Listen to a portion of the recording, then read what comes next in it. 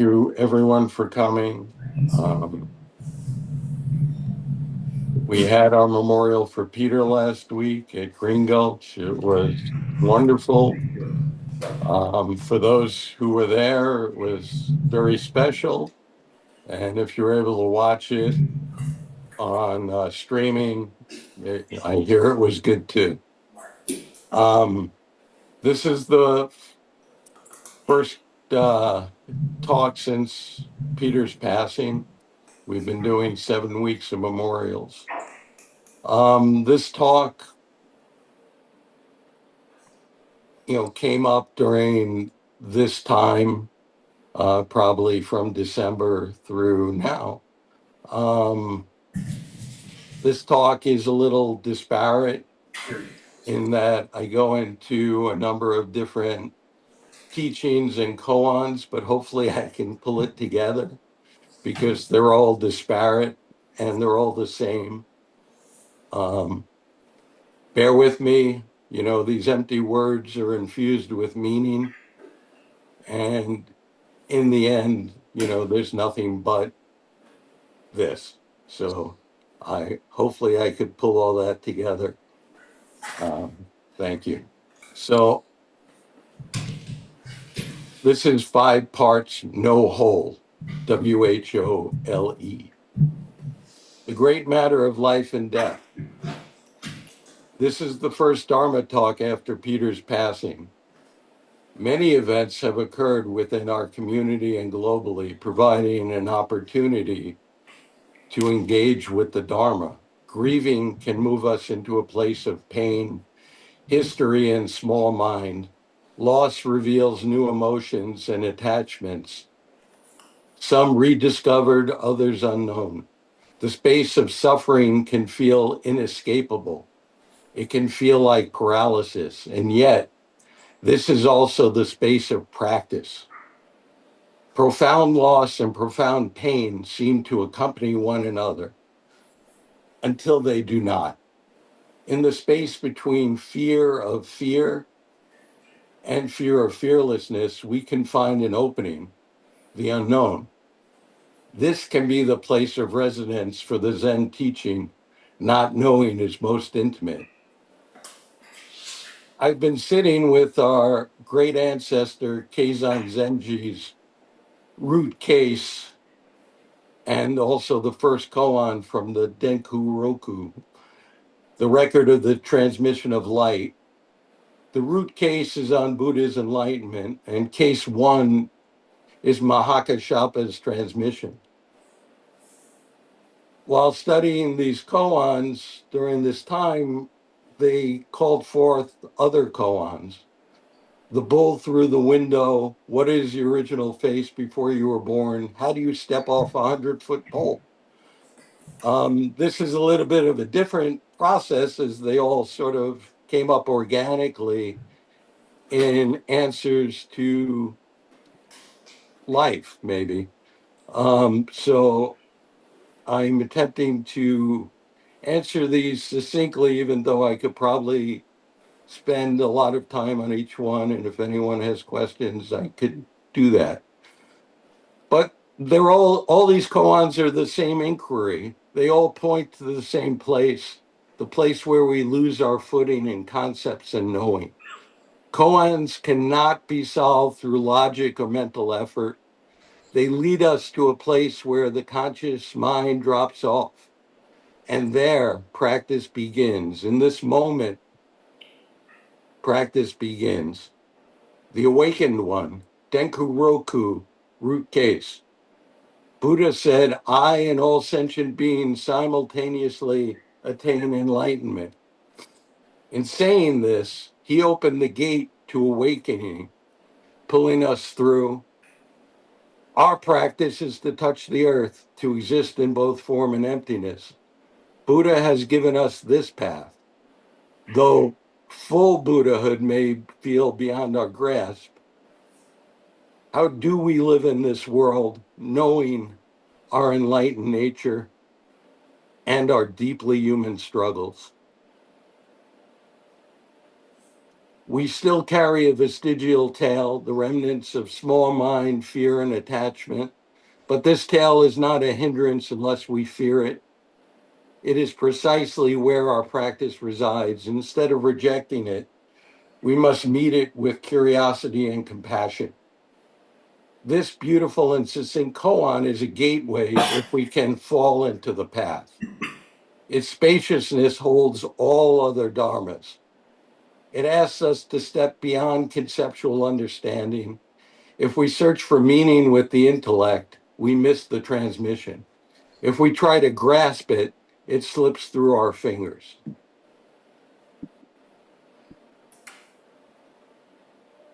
The tail that won't pass through. The gateless barrier number 38. A buffalo passes through the window. Wu Tzu said, it's like a buffalo that passes through a latticed window. Its head, horns, and forelegs all pass through. Why can't the tail pass through as well? Wu Tzu's koan speaks of a buffalo passing through a latticed window. Its head, horns, and forelegs pass through. But why can't the tail? The buffalo represents our true nature. We practice and have insights, and we fall deeper into ourselves. Yet something remains, old insecurities, fears, and attachments. Why won't the tail pass through? Perhaps the mistake is thinking we need to force it through. But what if the tail simply is? What if we stop resisting? We see that nothing needs fixing. The tail is not an obstacle, but a teacher. Instead of yanking it at it, let it be, watch it. Embrace this tail as an entry point to awakening. This tail, realized in this moment, is the very ground of practice. The backward step. Far beyond every inverted view, one dwells in nirvana. We speak of stripping away things to reach emptiness, but what if it is simply a shift in perspective? If enlightenment is our foundation, then there is nowhere to go, nothing to attain. This was our home before birth, and it is our home now. We have always been here. This is the place where we find our face before birth, the place where Buddha twirls a flower, where things simply are. There is no attainment on the path because the path has always been beneath our feet. The ego translates practice into something to achieve. But true practice is beyond attainment. When we see struggling, Buddha consciousness arises. Let go of the striving, let go of spiritual rationalization. Just step off into the unknown. Peter was never here, and Peter is always here. How can Peter be so missed if he never left? He was always here. He still is. He was never here, and he never was. So, what is all this Zen double talk? And yet we know Peter was here. He touched hearts, he is missed and loved. It's the same with all these koans. Zen nonsense, maybe. We're traveling a long way when the answer has always been on our cushion. It has always been here and it's never left. The answer is not in words or striving, past or future. However, it can arise, we can pull it through with ease and spaciousness. There has never been any separation. Conditions exist without articulation. The great matter of life and death is beyond words. But if we sit with it, beyond logic, beyond struggle, perhaps we find that the flower is still turning in Buddha's fingers. Perhaps we see that Peter's dharma was never dependent on form. Perhaps we begin to understand the intimacy of these teachings beyond words. Nothing is wrong, only the mind is moving. Let go, let be, step off into the unknown. I have a closing comment from Keizan Zenji.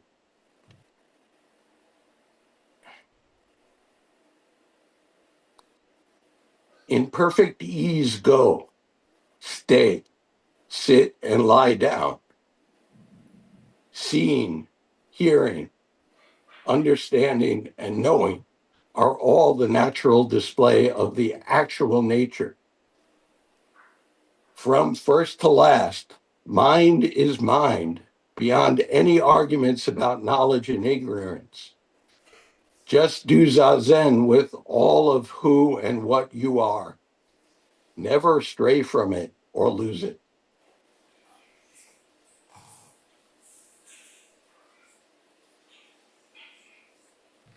Well, that's all I got for today. Does anybody have any questions,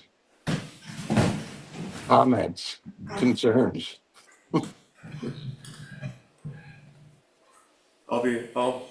I'll step in first. Sure. From your talk, I get the idea that Peter's, like you say, Peter's never left, but Peter has left. We have to let go without letting go, in the sense that he has moved on, we move on, but of course we never forget Peter. And but we have to move on without him. Well, not exactly. Okay. I think one of the questions is, what was your face before you were born? And it's pretty much the same. What was your teacher's face, or what was your parents' face? And if you sit with it, Peter was never here, but he never left. And that's really the teaching. There's no grasping. Peter's presence was here then, it's here now. And we all exist in that space. So would you say that our mourning was good, but it's time to let go of that mourning? And Yeah, I'm saying that there was some mourning, and it was combined with some clinging and grasping. But we've always been complete. I've always been complete, and Peter's always been here. And I think all the dharmas have always been here. That's what we're saying.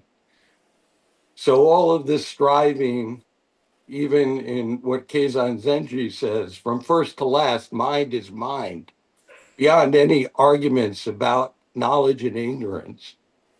So it's transcending these words to the space where we're with Peter. thank you.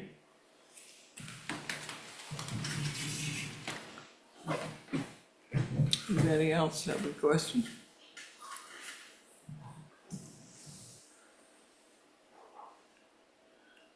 It was a good talk, Spencer. Thank you.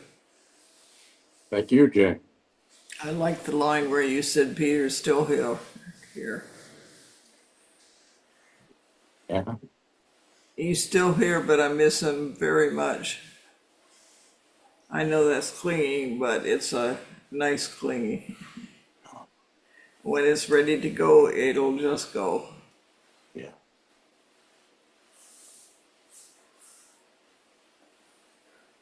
That's where I landed too, Jane. I can't make myself let go of something that's both here and not here at once. And so I just wait for it to stop and let go of its own. Yeah. Because in mourning, there's a kind of sweetness in mourning that will use up itself, I think.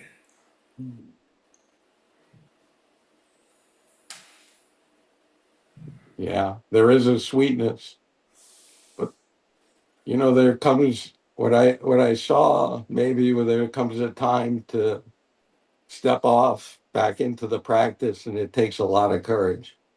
So Yeah.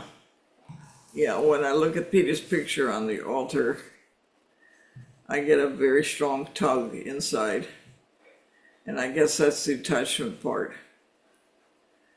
But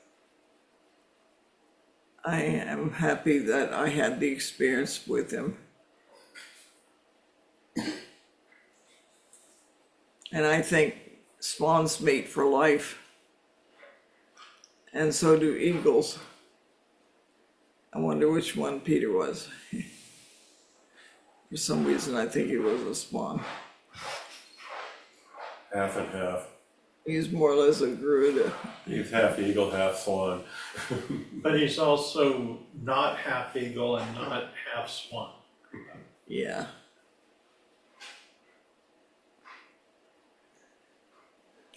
Anyway, it's a kind of missing that I wouldn't want to not have. I miss him so much, but I don't feel bad because of it. I feel that I'm glad because of it. wow. It's enriching in its own way, which is nice. It's an enriching stretching inside because it has no place to alight. Well, this grieving that seems to have no place and no home, that is such a fertile place for practice. Yeah, It's a place of such unease, but it's also the place that maybe we're most intimate with Peter. So I agree with you. It's a sweet place. yeah. I wouldn't want to not have it. It's an enriching, a really enriching sweetness that I wouldn't want to lose. Yeah. So, yeah, what it does is it reinforces my desire to practice more and also to go back to painting. Ah,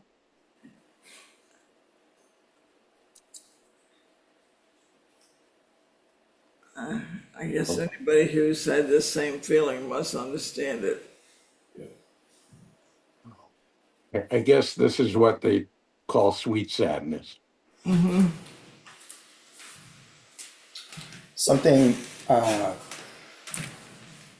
something just came on me a bit, and I thought I would share it. That it reminds me, and I don't know why, but this keeps coming to me of the story in the Beginner's Mind book that Suzuki tells of the log and ash, and how the log and the ash are not one and the same. We often think that the ash is what was the log, and that the log is something that exists and maybe is better than the ash, but that the two are two separate things, and that the two are each in their own way very important and equal. And so not to call Peter a log, but to some extent, Peter existed with us here in form as he was, and now he exists as a completely different, but no less than and no greater than the log. And so I don't know that I'll ever be able to let go, or I want to let go of the ash, because the ash will always hold importance for me in this life. Just thought. Thank you. Yes. It's funny, John, that Jane and I had this same talk parked outside some mall, like Pleasant or Livermore. And Jane's advice to me was, don't do anything half-assed.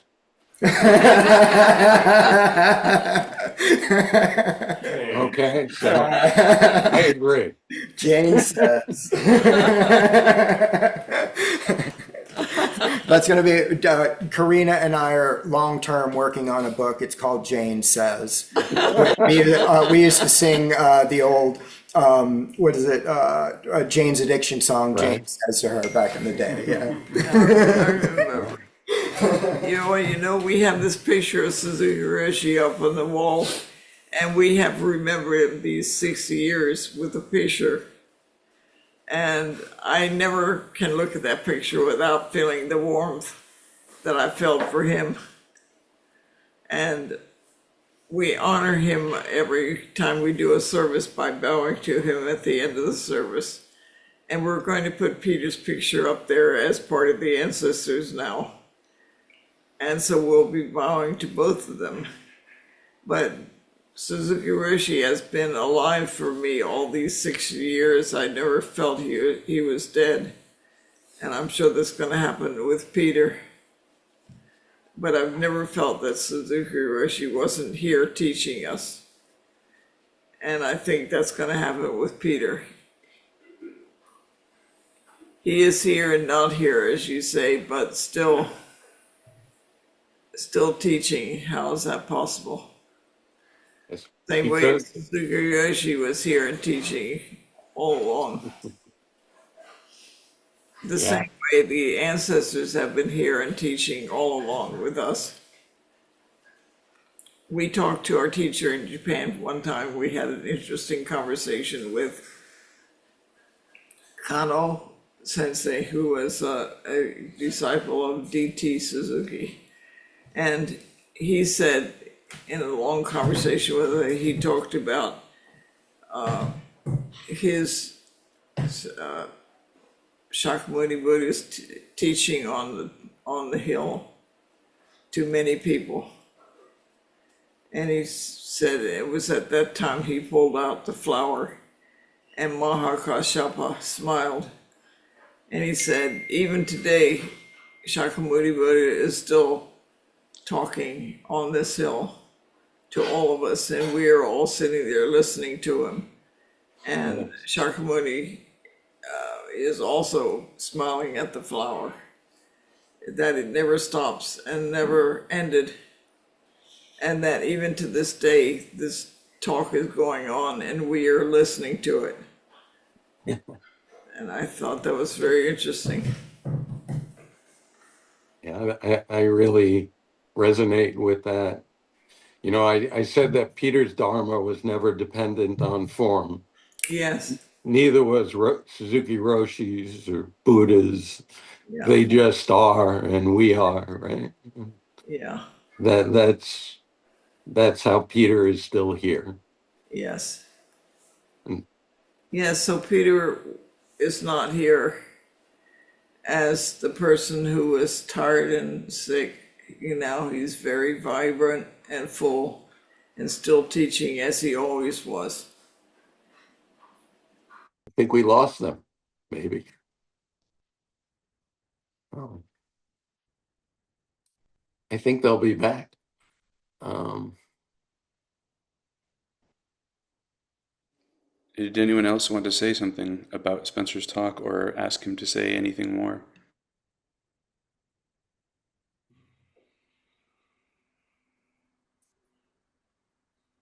well, thank you.